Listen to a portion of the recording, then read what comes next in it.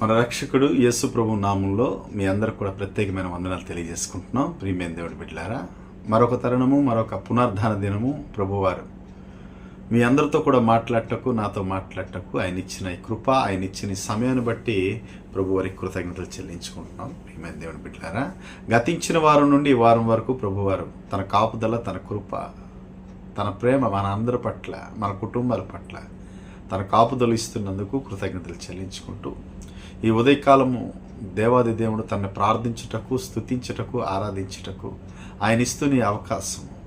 యెహోషువ ఏమంటాడంటే, నేనును నా ఇంటి వారును యెహోవానే సేవిస్తాం. అవును, అట్టి బిడ్డలుగా, అట్టి కుటుంబాలుగా మనమందరం ఉండాలని దేవాది దేవుడు ఆశిస్తాడు. ఎలా ఉండాలి? నేనును నా ఇంటి వారు అంటే మన కుటుంబం సహితము దేవుణ్ణి ఆరాధించి, దేవుని స్తుతించి, దేవుని ప్రార్థించి, దేవుని మహింపరిచే బిడ్డలుగా మనమందరం ఉండాలని ఆయన ఆశిస్తున్నాడు. అట్టి బిడ్డలుగా మనం ఉందాం. ప్రియమైన దేవుని బిడ్డలారా, దేవుడు మనకి అందరినీ కూడా ఆశీర్వదించి దీవించునుగాక. ఇది నా లేఖన భాగాన్ని మీకు చదివి వినిపిస్తున్నాను. ఎస్తేరు గ్రంథము 4వ అధ్యాయము 14-15 వచనాలు మీకు చదివి వినిపిస్తున్నాను. బైబిల్ గ్రంథాల మీద ఉంటే తెరిచి చూడవలసిందిగా కోరుకుంటున్నాను. నీవు ఈ సమయమందు ఏమీ మాట్లాడక మౌనంగా నున్న ఎడల యూదులకు సహాయమును, విడుదలయు మరొక దిక్కు నుండి వచ్చును గాని నీవును నీ తండ్రి ఇంటి వారును నశించుదురు. నీవు ఈ సమయమును బట్టియే రాజ్యమునకు వచ్చితివేమో ఆలోచించుకొనమని చెప్పుమనెను. ప్రియమైన దేవుని బిడ్డలారా, ఈ యొక్క మాటలు మనం అనేక మార్లు వినే ఉంటాం, చదివే ఉంటాం, ధ్యానించి ఉంటాం. అనేక దైవజనులు ఈ మాటలు మనకు తెలియజేసి ఉంటారు. కానీ ఈ మాటలు ఎవరి నిమిత్తం ఎవరు మాట్లాడుతున్నారు అనేది వాక్య లేఖన భాగాల్లో మనం చూస్తే, ఎస్తేరుతో మొర్దెకై మాట్లాడుతున్నాడు. ఏం మాట్లాడుతున్నాడంటే, ఆయన ఏమంటున్నాడు? ఒకవేళ మౌనంగా ఉంటే సహాయం యూదులకి ఎక్కడి నుండి వస్తుంది? వేరే దిక్కు నుండి వస్తుంది. ఒకసారి నువ్వు ఆలోచించుకో. ఇందు నిమిత్తమే దేవుడు ఈ సూసాను కోటలో, లేదా ఈ యొక్క రాజ్యాంగంలో, ఈ మాదీయులు పారశిక రాజ్యంలో నిన్ను రాణిగా నిల్చోబెట్టాడంటే ఈ దినము యూదులను రక్షించుటకే నీకు ఆ యొక్క స్థానాన్ని ఇచ్చాడు. నీకు ఎత్తైన స్థానంలో ఉంచాడు, నీకు అభివృద్ధి స్థానంలో ఉంచాడు, నీకు ఘనతైన స్థానాన్ని ఇచ్చాడు. దేవుడు మనకు ఒక స్థానంలో ఉంచాడంటే మనం ఇతరుల్ని సాయపడేవారిగా, ఇద్దరిని రక్షించేవారిగా, తన సహోదరులను చూసేవారిగా, తన తోటి వారు ఏ యొక్క యోగ్యత లేని వారికి సహాయపడేవారిగా మనకి ఘనతనిస్తున్నాడు దేవాదేవుడు. ఆశీర్వదిస్తున్నాడు మనకి దేవాదేవుడు. ఒక మంచి స్థాయిలో వస్తున్నాడు దేవాదేవుడు. ఒక కలెక్టర్గో, ఒక ప్రభుత్వ అధికారిగో, ఒక సమాజంలో పెద్దగో, లేదా ఒక సమాజంలో ఒక లీడర్గో దేవాది దేవుడు మనకి నిలబెట్టాడంటే ఇతరులకి మనం ఉపయోగపడేలా ఉండాలి. ప్రియమైన దేవుడు బిడ్డలారా, ఇతరులకి మనం సాయపడేలాగా ఉండాలి. ఆపదలో ఉన్నవారికి, అనారోగ్యంతో ఉన్నవారికి, ఇబ్బందుల్లో ఉన్నవారికి, సమస్యల్లో ఉన్నవారికి, కష్టాల్లో ఉన్నవారికి విడిపించేవారిగా, ఆదుకునేవారిగా, చూసేవారిగా ఉండాలనే దేవాది దేవుడు ఎక్కడ ఉంచాడు? నీకు ఒక మంచి స్థాయిలో ఉంచాడు. ఒకవేళ నువ్వు సాయం చేయని వాడిగా ఉంటే దేవుడు నీకు ఆ స్థాయిలో ఉంచినందుకు, లేదా ఆ స్థానాన్ని ఇచ్చినందుకు బాధపడతాడు. వారికి సహాయం చేసిన వాడు దేవుడు ఏ విధంగా చేయాలో వారికి సహాయం చేస్తాడు. మొర్దెకై ఇక్కడ అంటాడు, ఒకవేళ నువ్వు యూదులకి సహాయం చేయకపోతే ఎక్కడి నుండి వస్తుంది? వేరే దిక్కు నుండి దేవుడు మాకు సహాయం చేస్తాడు. కానీ ఇందు నిమిత్తమే దేవాది దేవుడు నీకు నిల్చోబెట్టాడు. ఒకసారి ఆలోచించు. నువ్వు ఈ దినము నువ్వు రాణిగా ఉన్నావో, లేదా ఘనత పొందిన వాడిగా ఉన్నావో, లేదా రాజుగా ఉన్నావో, లేదా అధికారిగా ఉన్నావో, నిన్ను నువ్వు హెచ్చించుకొనక ఇతరుల్ని కాపాడేవాడిగా, ఇతరులను ఆదుకునేవాడిగా దేవాది దేవుడు నిన్ను నిలబెడుతున్నాడు. ఈ మాటలు రాణి అయిన ఎస్తేరుని తన తండ్రి అయిన మొర్దెకై తెలియజేస్తున్నాడు. యూదులకి ఈ దినం సమస్య వచ్చింది, యూదులకి ఈ దినం బాధ వచ్చింది. ఎలాంటి బాధ, ఎలాంటి సమస్య అంటే మరణకరమైన బాధ. యూదులందరినీ కూడా నశింపజేయాలి, మొర్దెకైని నశింపజేయాలి. యూదులు అనేవాడు ఒక్కడు కూడా ఉండకూడదు ఈ మాదియా పారసిక దేశంలో అని ఒక ఆలోచన, ఒక పన్నంగాన్ని, ఒక చట్టాన్ని తీసుకుని వచ్చాడు హామాన్ అనే ఒక ప్రధాని. రాజు ఆ ప్రధాని ఏం చేశాడంటే ప్రథమ స్థానాన్ని ఇచ్చాడు. అందరు ప్రధానుల కన్నా ఎత్తుగా సింహాసనాన్ని వేసి కూర్చోబెట్టి సర్వ సంస్థాన ఆ యొక్క రాజ్య పరిపాలన నిమిత్తము ఆయనకు అప్పగించాడు. ఆ యొక్క ప్రజలందరూ కూడా ఆయనకి మొక్కారట, మోకాలు వేశారంట, ఆయనకి దండాలు పెట్టారట. యూదుడైన మొర్దెకై ఆయన ఏం చేశాడు? నమస్కరించలేదు, మోకరిల్లలేదు, ఆయనకి గౌరవాన్ని ఇవ్వలేదు. దాన్ని బట్టి ఏం పడ్డాడు? అసూయ పడ్డాడు. ఎవరు? హామాను. ప్రియమైన దేవుడు బిడ్డలారా, దేవుడు ఒక ఎత్తైన స్థానం ఇచ్చాడు, ఒక రాజ్యంలో ఒక ప్రధానిగా ఉంచాడు. రాజ్యాంగంలో సకల జనులు ఆయన గౌరవిస్తున్నారు, మర్యాదిస్తున్నారు. ఈ ఒక్క వ్యక్తి ఎందుకు ఇవ్వడం లేదంటే దేవుడి బిడ్డలైన యూదులు ఎవరికి కూడా మోకరిల్లరు, ఎవరిని నమస్కరింపరు. కేవలం వారు దేవాది దేవుడికి తప్ప మరి ఎవరికి కూడా వారు పూజించరు. ప్రియమైన దేవుని బిడ్డలారా, అందుని బట్టి ఆయనకి మోకరిల్లలేదు, నమస్కరింపలేదు. కానీ ఆయనకి అగౌరవపరచుటకు కాదు. ఆ యొక్క మాట ఆ హామాను అర్థం చేసుకోకుండా రాజు నాకు ఒక గొప్ప స్థానంలో ఉంచాడు, రాజు నాకు ప్రధాన స్థానం ఇచ్చాడు, అందరూ మొక్కుతున్నారు నాకు ఆ యొక్క సభలో లేదా ఆ యొక్క రాజ్యాంగంలో 127 సంస్థానాలు సమస్త ప్రజలు నాకు గౌరవిస్తున్నారు, మొర్దెకై ఒక్కడే గౌరవించట్లేదు. నాకు ఈ నెలగైనా చంపేయాలి. ఈయనతో ఉన్నవారు ఎవరు? ఈ 127 సంస్థానాల్లో ఉన్న ప్రజలందరినీ కూడా, యూదులందరినీ కూడా, మొర్దెకైకి సంబంధించిన ప్రతి ఒక్కరిని కూడా నశింపజేయాలని రాజుదైన ఒక శాసనాన్ని తీసుకొని వచ్చాడట. చూడండి, మనుషుల్లో ఎలాంటి అసూయ తత్వం ఉంటుంది, ఇతరుల మీద ద్వేషం, ఇతరుల మీద కోపం. అతను నాకు గౌరవించడం లేదు, అతని మీద మర్యాద ఇవ్వడం లేదు, అతను నాతో మాట్లాడడం లేదు, నేను ఇంత గొప్పవాడిని, ఇంత గొప్పగా నేను జీవిస్తున్నాను, ఇంత ధనవంతుడిని, లేదా నేను ఇంత భక్తిపరుడిని, దేవుడు నాకు ఇంత గొప్ప స్థానంలో ఉంచాడు, అయినా నాకు ఈ యొక్క బిడ్డ నాకు వినడం లేదు, నాకు మోకరించడం లేదు, నన్ను గౌరవించడం లేదు అని నిన్ను నీవు గర్వించుకుంటున్నావా? ఈ దినం దేవుడు నిన్ను హెచ్చించిన కొలది, అభివృద్ధిని ఇస్తున్న కొలది, మంచి స్థాయిలో దేవుడు ఉంచాడని, లేదా మంచి స్థాయిలో నువ్వు ఉన్నావని ఇతరుల మీద నువ్వు అసూయ పడుతున్నావా? నీకన్నా చిన్నవారిని చూసి వారందరిని దూషించేవారిగా, వారందరిని అవమానపరిచేవారిగా నువ్వు ఉంటున్నావా? ప్రియమైన దేవుని బిడ్డ, నిన్ను వీళ్ళకి ఎలాగైనా హతం చేసేయాలి. ఎట్టి పరిస్థితుల్లో నా యొక్క సామ్రాజ్యంలో ఉంచకూడదు, నా యొక్క సమాజంలో ఉంచకూడదు, నా యొక్క ఆఫీసులో ఉంచకూడదు, నా యొక్క సంఘంలో ఉంచకూడదు. ఇతను నాకు గౌరవం ఇవ్వడం లేదు. సర్వమానవాళికి గౌరవిస్తున్నారు కదా, ఆ ఒక్కడి మీద ఎందుకు పడ్డాడు హామాను? అది ఏమిటంటే దేవుడు హెచ్చిస్తున్న కొలది వారు తగ్గించుకోవాలి. కానీ మనుషులకి హెచ్చింపుని వస్తే, ఘనతను వస్తే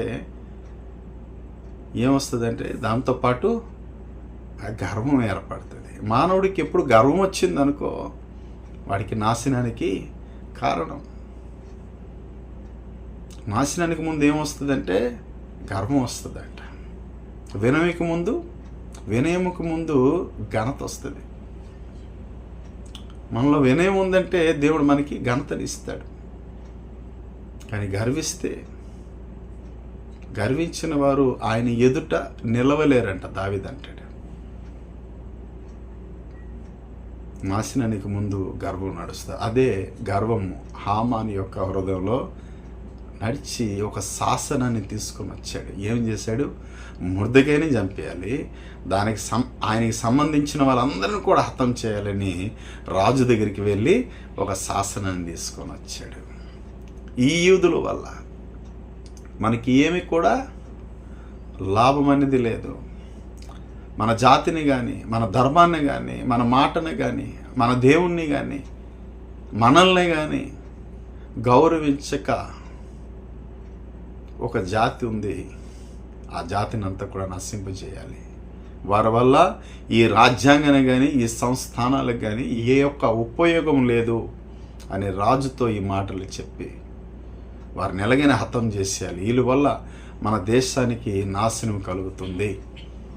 వీరు బానిసలు, పరాయి దేశం నుండి వచ్చిన వారు, మనకన్నా అభివృద్ధిగా ఉంటున్నారు, మన మాటని గౌరవించరు, మన విధానాన్ని గౌరవించరు, మన సభని గౌరవించరు, మన మాటని తిరస్కరిస్తారు. ఇలాంటి వాళ్ళు మన రాజ్యంలో ఉండడం మంచిది కాదు అని రాజుతో తెలియజేసి ఒక శాసనాన్ని పుట్టించి వారందరినీ కూడా చంపించాలని పన్నంగ పని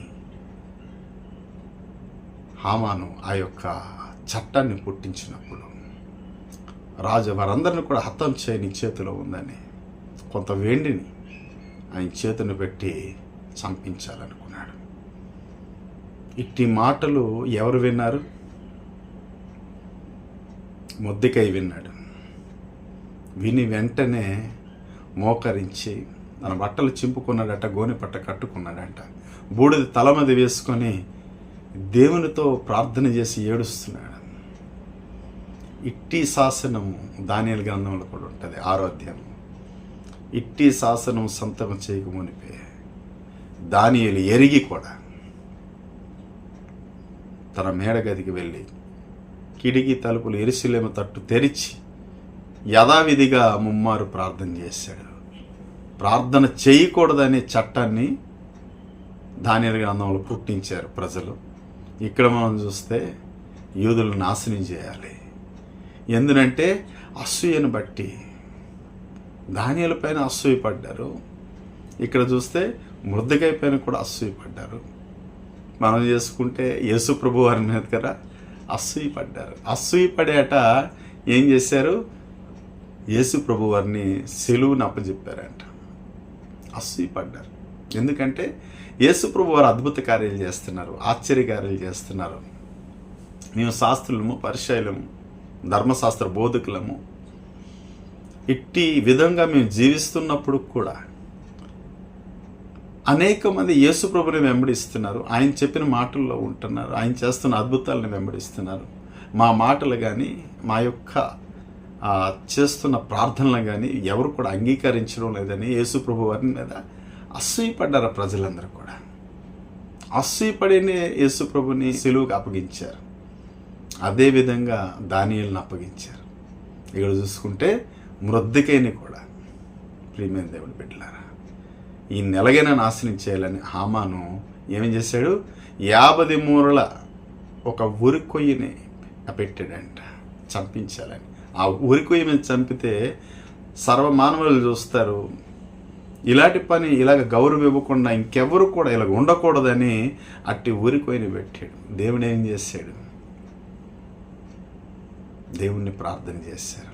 అదే మాటని ఎస్తేరుతో తెలియజేస్తున్నాడు.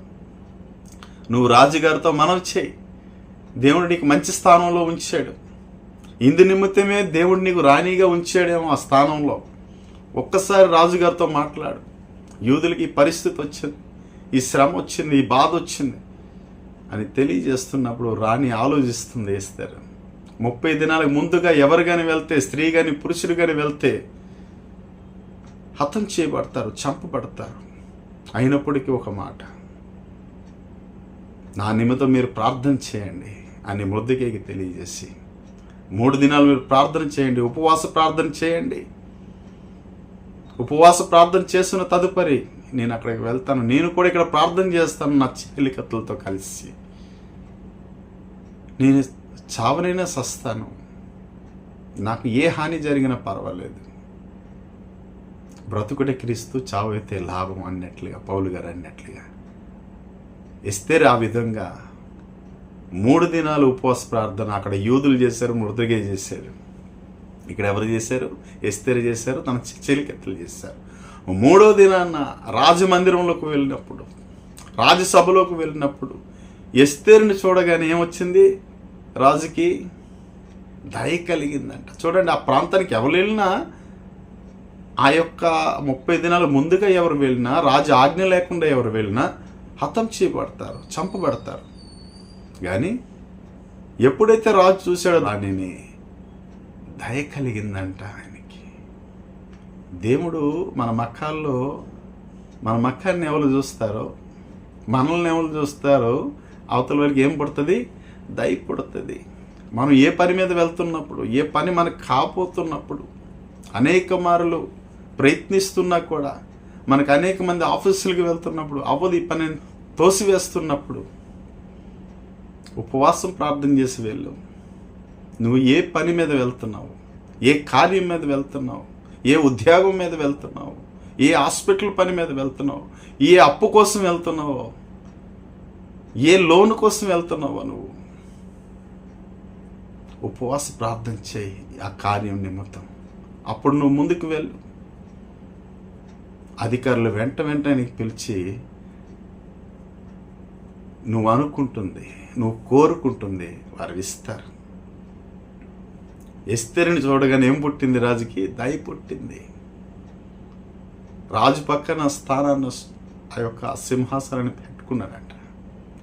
రాణిని వేసాడు ఇంకో సింహాసనాన్ని, తన పక్కన కూర్చోబెట్టుకున్నాడు. ఈ దినము నీకు కావలసిన కార్యము అదే విధంగా ఉపవాసం చేసినప్పుడు నీ కార్యాన్ని సఫలం చేస్తాడు దేవుడు. ప్రియమైన దేవుడి బిడ్డలారా, ఆ ఉపవాసము ద్వారా ఏం జరిగిందంటే మృద్దికైని కూడా దేవాది దేవుడు విడిపించాడు. ఎలా విడిపించాడంటే, రాజుగట్ట రాత్రి నిద్ర పట్టలేదట. ఎందును బట్టి? ఉపవాస ప్రార్థన. దేవుడు తన హృదయంలో లేపుతున్నాడు. హామాను చంపాలనుకున్నాడు, రాజు ఆజ్ఞ ఇచ్చాడు. యూదులను చంపాలి, మృదుగైని చంపాలి. ఆ రాత్రి వేళ నిద్ర పడడం లేదు రాజుకి. సమాచార గ్రంథం తెమ్మన్నాడట. ఆ సమాచార గ్రంథం తెమ్మన్నప్పుడు ఆ సమాచార గ్రంథంలో మృదుకయ్య కనబడ్డాడు. మృదుకయ్య అంటే ఏదో దినాన్న రాజుని రక్షించాడంటే. ఒక ఇద్దరు చంపాలనుకున్నారు రాజుని, వారిని పట్టించిన వాడు ఆ మృదుకయ్య. ఆ మాట చూసినప్పుడు ఆ మృదుకయ్యకి ఏదైనా బహుమానాన్ని ఇచ్చారా? ఏదైనా బిరుదునిచ్చారా? ఏదైనా సన్మానం చేశారా అని ఎవరికి అడుగుతున్నాడు? ఎవరు చంపాలనుకుంటున్నాడు హామాన్ని అడుగుతున్నాడు. లేదా ఏం చేయలేదు, ఆయనకి సన్మానించండి, ఆయన గౌరవించండి. చూడండి, మొద్దుకేరి చంపాలి, ఈ దినమే ఉరి తెయ్యాలి అనే మాట అడగడానికి రాజు దగ్గరికి వచ్చాడు. రాజుకి నిద్ర పట్టలేదు, సమాచార గ్రంథం తెరిచాడు. ఆ సమాచార గ్రంథంలో ఎవరు కనబడుతున్నారు? మృదుకై కనబడుతున్నాడు. సన్మానం చేయాలి. చూసారా, ఉపవాస ప్రార్థన ఎంత ఫలితం, ఎంత ఆశ్చర్యం. దేవుడు ఎంతగా హెచ్చిస్తాడో, ఎంతగా గణపరుస్తాడో. వారందరూ చావాలనుకున్నవారు, వారందరూ చంపబడడానికి సిద్ధంగా ఉన్నారు. రాజు ఆజ్ఞ అయితే ఇచ్చాడు. ఇక్కడ మొర్దెకైకి సన్మానం జరుగుతుంది. అక్కడ ఎస్తేరుకి తన పక్క సింహాసనంలో కూర్చోబెట్టుకొని ఆమె చెప్పిన మాటలన్నీ విన్నాడు రాజు. ఏ ఊరి కొయ్యనైతే మొర్దెకైని తీయాలనుకున్నాడో అదే ఊరి కొయ్య పైన ఎవరికి పెట్టాడు దేవుడు? హామాను పెట్టాడు. గర్వించాడు కదా, నాశనం చేయాలనుకున్నాడు కదా. నిన్ను నాశనం చేసేవారు, నీ నిమిత్తం అసూయపడేవారు, నిన్ను పాడు చేయాలనుకున్నవారు, నీ కుటుంబాన్ని నాశనం చేయాలనుకున్నవారు, నీ వ్యాపారాన్ని నాశనం చేయాలనుకున్నారు, నిన్ను నాశనం చేయాలనుకున్నవారు ఉన్నారు లోకంలో. చాలామంది అసూయపరులు. ప్రార్థన చేయి వారి నిమిత్తం. నిన్ను ముడితే యేసు ప్రభుని కన్ను గుడ్డు ముట్టినట్టుగాట. మనల్ని ఒకేలా ముడితే అంటే మనం ఎలా ఉండాలి? ఎస్తేరు వలె, మొర్దెకాయ వలె, యూదుల వలె మనం ఉండాలి. అట్టి విధంగా మనం ప్రార్థన చేయాలి. అప్పుడే మనం ఒకేలా మనకి ఎవరైనా ముడితే యేసు ప్రభు వారి కన్ను గుడ్డు ముట్టినట్టుగా అంతగా మనల్ని కాపాడుతాడు ఆయన మనం ముట్టుకుంటే. ప్రియమైన దేవుని బిడ్డలారా, వారు చేసిన ప్రార్థన అలాంటిది, వారు దేవుడితో చేసిన విన్నపం అలాంటిది. దేవుడు ఆలకించాడు, ఎస్తేరు మాటను ఆలకించాడు, రాజుతో మాట్లాడింది. మొర్దెకాయ నిమిత్తము సమాచార గ్రంథం తెచ్చాడు, చూశాడు, సన్మానం చేశాడు. ఏ ఊరికి అయితే మొర్దెకాయ నిమిత్తం నియమింపబడిద్దో అదే ఊరికాయ మీద హామాన్ని ఊరి తీయడం జరిగింది. చూడండి ప్రియమైన దేవుని బిడ్డలారా, ఉపవాస ప్రార్థనలో అంత శక్తి ఉంది. ఉపవాసం చేశారు, ముందుకు వెళ్ళారు. ఏ మాట అయితే తన తండ్రి తనతో అన్నాడో, ఇందు నిమిత్తం నువ్వు వచ్చితివేమో, ఇందు నిమిత్తమే దేవుడు నీకు నిలబెట్టాడేమో, రానికి ఈ సమయం వచ్చింది, యూదులకి శ్రమ వచ్చింది, యూదులకి బాధ వచ్చింది, నువ్వు రాజుతో మాట్లాడవలసిందే. ఈ దినం మనకు ఒక స్థాయిలో దేవుడు వస్తే, ఒక అంతస్తులో మనకు దేవుడు వస్తే, మనకన్నా కింద ఉన్న వారికి మనం జాలి చూపుతున్నావా? వాళ్ళకున్న సమస్యలో మనము పాల్గొంటున్నావా? వాళ్ళకున్న బాధలో మనం పాల్గొంటున్నాం, కొంచెమైనా ఆదుకోగలుస్తున్నాం, వాళ్ళకి రక్షించగలుస్తున్నావా? ప్రభుత్వ అధికారిగా దేవుడిని ఉంచానంటే ప్రజల పట్ల, నీ సహోదరుల పట్ల, నీ ఎరుగు పొరుగు వారి పట్ల నీ ప్రవర్తన ఎలా ఉంటుంది? వాళ్ళకున్న సమస్యలు నువ్వు తీర్చగలిసేవాడిగా ఉంటున్నావా? అందు నిమిత్తమేమో దేవుడు నీకు నించోబెట్టాడు, అందు నిమిత్తమే నీకు దేవుడు నాయకుడిగా ఉంచాడు, అందు నిమిత్తమే దేవుడు నీకు హెచ్చించాడు, అందు నిమిత్తమే నీకు దేవుడు అత్యున్నత సింహాసనం మీద కూర్చోబెట్టాడు. యోసేపుని అందు నిమిత్తమే కూర్చోబెట్టాడు. ఎక్కడ? ఐగుప్తు దేశాన్ని ప్రధానిగా కూర్చోబెట్టాడు. ఎందుకు? సకల జనులకంట బ్రతికించున్నట్లుగా. ఆదికాండం 50:20 ఉంటుంది. అన్నలందరూ వచ్చి సాష్టాంగ పెడతారు.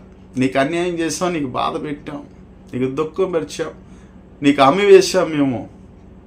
ఈ దినము నీకు దేవాది దేవుడు ఒక స్థాయిలో ఉంచాడు, మమ్మల్ని అందరూ నువ్వు చంపేస్తావా అని కోరుకుంటున్నప్పుడు, వారు అంటున్నప్పుడు ఆ మాటలు, యోసేపు ఏమంటాడంటే, అన్నలారా మీరందరూ కూడా బాధపడకండి, భయపడకండి, మిమ్మల్ని ఏమి చేయను. మీరు ఆ సమయంలో నాకు దుఃఖ పెట్టారు, ఆ సమయంలో నాకు ఈ యొక్క ఇస్మాయిల్ని అమ్మివేశారు మీరు. కానీ మీరు అమ్మటం వల్ల, నాకు బానిసత్వంగా నేను ఇక్కడ వచ్చటం వల్ల ఈ దినం ఏమి జరిగిందంటే సకల జనాలకి ఉపకారం జరిగింది. అందరికీ నేను ఆహారం పెట్టేవాడిలాగా ఉన్నాను. సర్వమానవాళికి ఈ దినం నేను బ్రతికించేవాడిగా దేవుడు నాకు ఉంచాడు. అందు నిమిత్తమే ఏ స్థాయి అయితే దేవుడు మనకి ఇస్తున్నాడో మనం గ్రహించాలి. అది ఎందు నిమిత్తం దేవుడు మాకు ఈ స్థాయిని ఇచ్చాడు, ఎందు నిమిత్తం దేవాది దేవుడు మాకు ఇంత గొప్ప స్థాయిలో మాకు ఉంచి ఉన్నాడు. ఇతరులని కాపాడుటకు, ఇతరులను రక్షించుటకు, యూదులను రక్షించుటకు ఎస్తేరుని ఎన్నుకున్న దేవుడు. యూదులందరిని తన ప్రార్థన ద్వారా కాపాడింది, తెగించి వెళ్ళింది రాజు దగ్గరికి. ప్రియమైన దేవుని బిడ్డలారా, ఈ దినము యేసు ప్రభు వారు కూడా అత్యున్నత స్థానాన్ని విడిచిపెట్టి అతి హీనమైన స్థానానికి వచ్చాడు. ఎందుకంటే సర్వమానవాళ్ళని రక్షించుటకు. చూడండి, అంత గొప్ప దేవుడు, ఆకాశం ఆయన సింహాసనము, భూమి ఆయన పాదపీఠానికి వచ్చాడు. ఆయన ఎందు నిమిత్తము? మనందరిని రక్షించుటకు. దేవుడు ఈ దినము నిన్ను నన్ను ఒక స్థాయిలో ఉంచాడంటే, ఒక ఘనతలో ఉంచాడంటే, మనం ఇతరుల్ని రక్షించేవారుగా, కాపాడేవారుగా ఉండాలి. లేని ఏడలా ఇంకో మాట కూడా ఉంటుంది, పై వచనం ఏముంటుందంటే, ఒకవేళ మనం సాయం చేయని వాడిగా ఉంటే, ఒక మంచి స్థాయిలో ఉండి మంచి అభివృద్ధిలో ఉండి, ఒక నాయకుడిగా ఉండి, ఒక ప్రభుత్వ అధికారిగా ఉండి, దేవుడిచ్చే స్థాయిలో నువ్వు ఉండి ఇతరుల్ని సాయం చేయవాడిగా ఉంటే ఏం చేస్తాడంటే దేవుడు బాధపడతాడు నీకు ఆ స్థాయిలో ఉంచినందుకు. సౌలు నిమిత్తము బాధపడ్డాడు దేవుడు. సౌలుని నేను రాజుగా చేసినందుకు సంతాపపడుతున్నాను, బాధపడుతున్నాను. నేను ఎందు నిమిత్తం ఇట్టివాడికి నేను రాజుగా చేశాను, నా ప్రజలను చక్కని పరిపాలన చేస్తాడు అనుకున్నా. మాట వినని వాడిగా ఉన్నాడు. ఆయనకి రాజుగా చేసినందుకు నేను సంతాపపడుతున్నాను అంటాడు ఆయన.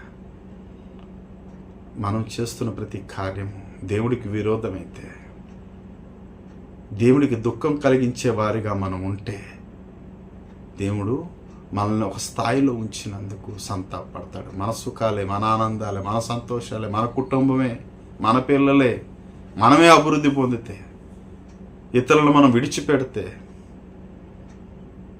నీకన్నా తక్కువ స్థాయి వారిగా ఉన్నవారికి నువ్వు చూడాలి.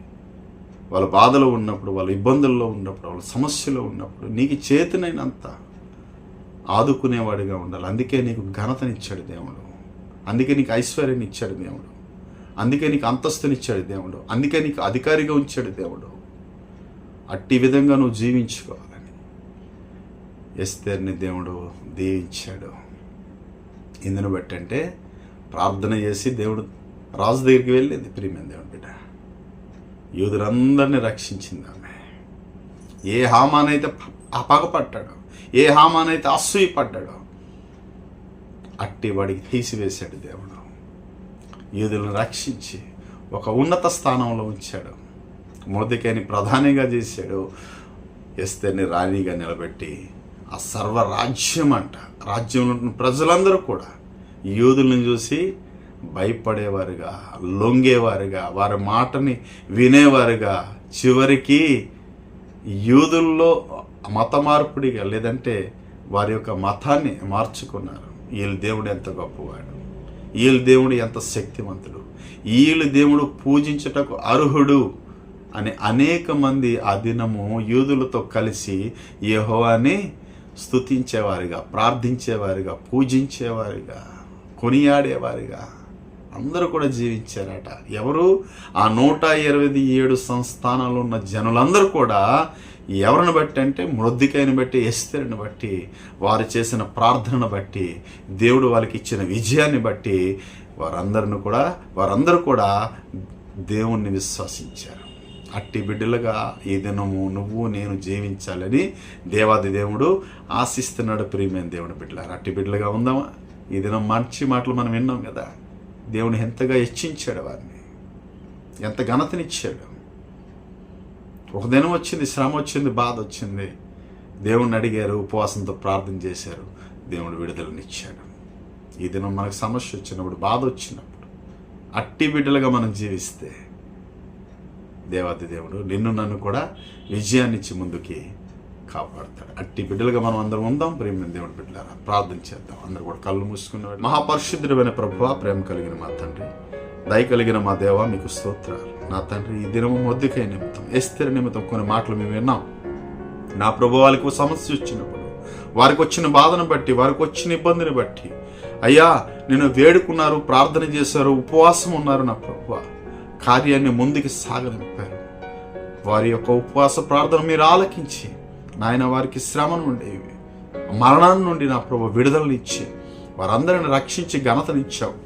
అట్టి బిడ్డలుగా మేము ఉండుటకు, అట్టి విధంగా మేము జీవించుటకు మా కృపనివ్వండి.